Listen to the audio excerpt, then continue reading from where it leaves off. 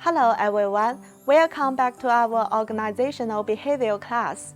Today we will discuss the important role that emotions and moods play in our lives. The topic of dealing with one's emotions has always been a dedicated thing. Now let's look at what emotions and moods are. Once upon a time, managers thought that it's a great idea to make the workplace emotional-free zones because managers view emotion as irrational and disruptive to the employee's productivity. But the reality is, emotions are part of who we are, and they cannot be separated from the workplace. If people fail to deal with their emotions or repress their emotional expression, then they are more likely to keep an unhealthy relationship with their emotions. Years of neglect or repressing one's emotions may lead to the development of mental health problems like depression. Have you watched a Disney animation film called Inside Out? This movie encourages people to talk about their emotions and helps audiences understand their emotions better.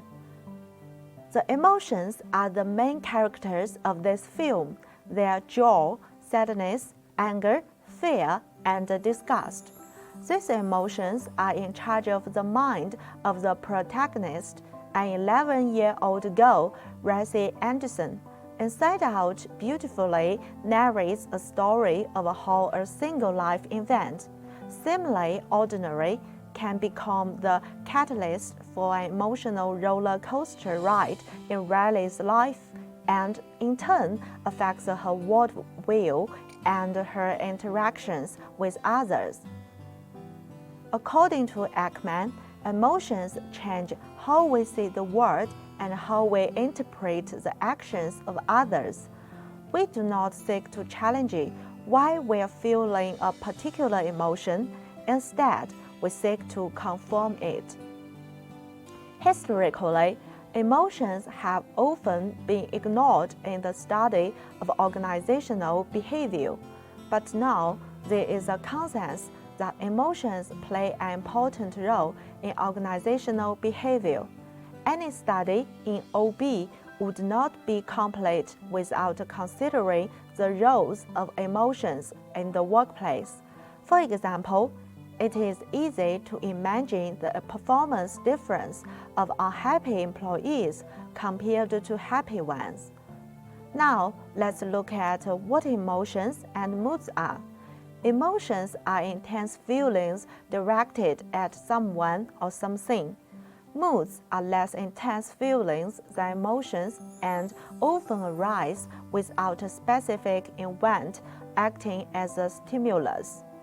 Affect is a generic term that covers a broad range of feelings, including both emotions and moods.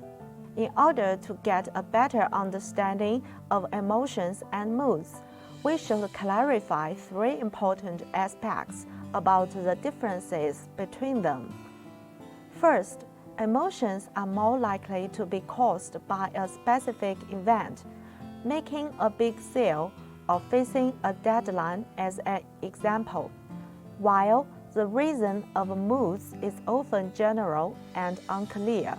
Second, emotions are very brief in duration. For example, your anxiety over a looming deadline subsides after a little bit. Third, some researchers speculate that emotions are more action-oriented, while moods may be more cognitive.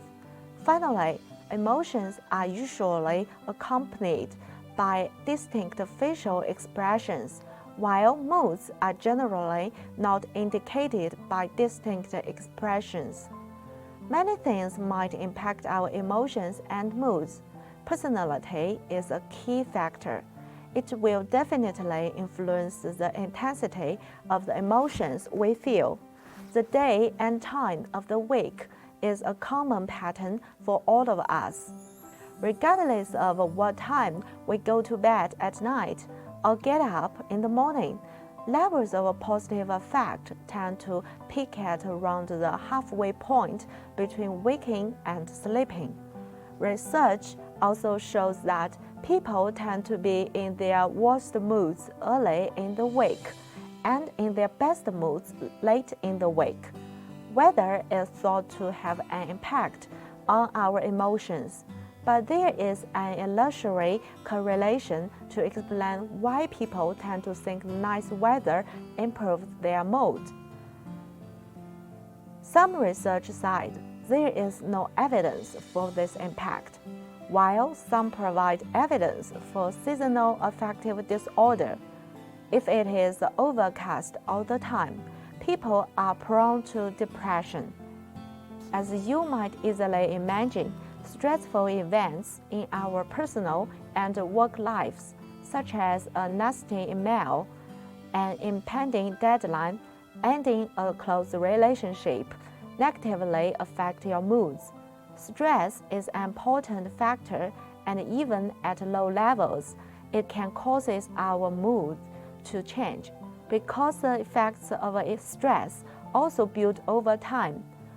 Although sometimes challenging stress can make us thrive, most people find stress usually take a toll on our mood. In fact, when situations are overly emotionally charged and stressful, we have a natural response to disengage, to literally look away. Social activities have been shown to have a positive impact on our moods. If we have strong connections with others, we tend to have a more positive mood. We usually enjoy the time which we spend with our best friends. Additionally, it is important to get enough and high-quality sleep.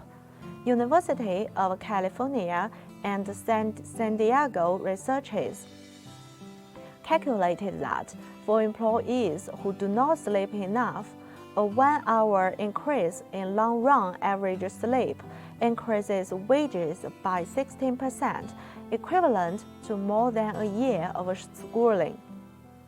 The famous doctor of ancient Greece, Hippocrates, said, "If you are in a bad mood, go for a walk. If you are still in a bad mood, go for another walk." Does sweat therapy really work? The answer is yes. Research consistently shows that exercise enhances people's positive moods. Have you heard of the buzzword? Runner's high is a feeling of euphoria generated during running, which is the most extreme impact exercise can have on our mood. If you are interested in the positive connection between exercise and mental upgrade, I recommend a book named The Real Happy Pill: Power Up Your Brain by Moving Your Body. Some demographic characteristics that are beyond our control can impact our moods, such as age and gender. For example, elderly people tend to have fewer negative emotions. Women tend to be more emotionally expressive. Women often feel emotions more intensely and have longer-lasting moods.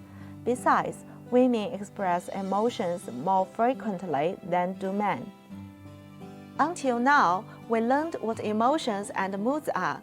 It is clear that emotions and moods are an indispensable part of our lives. In the next section, we will introduce some important concepts and theories regarding emotions in the study of organizational behavior. Thank you for your watching. Bye for now.